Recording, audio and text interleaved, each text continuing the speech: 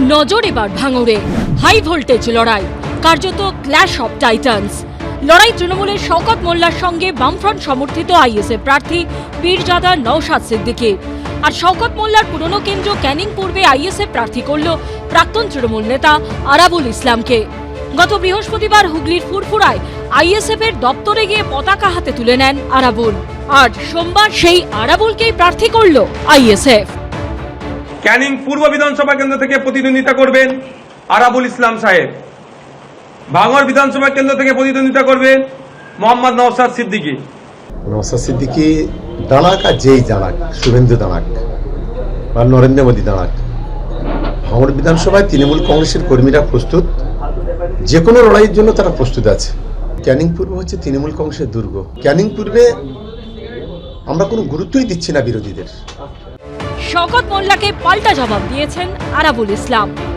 একটা সময় তাদের হাতে গুলি বন্দুক সব ছিল, এখনও যে ক্যানিং পূর্বের তার হাতে গুলি বন্দুক বোম সব আছে, তবুও চেষ্টা করবো শান্তিপূর্ণভাবে ভোট করার। মমতা ব্যানার্জি তো চোখ দিয়ে দেখেন না, উনি কান দিয়ে দেখেন।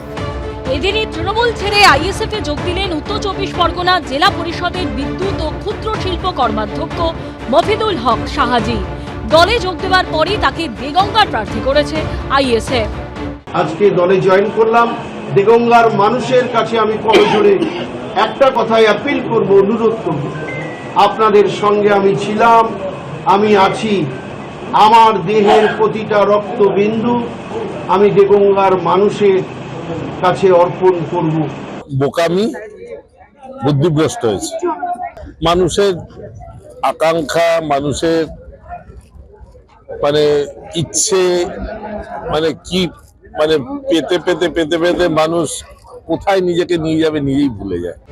সোমবার 23টি আসনে প্রার্থী ঘোষণা করেছে আইএসএফ। তার মধ্যে রয়েছে পাঁশকুড়া পশ্চিম, নন্দীগ্রাম এবং মুরারই।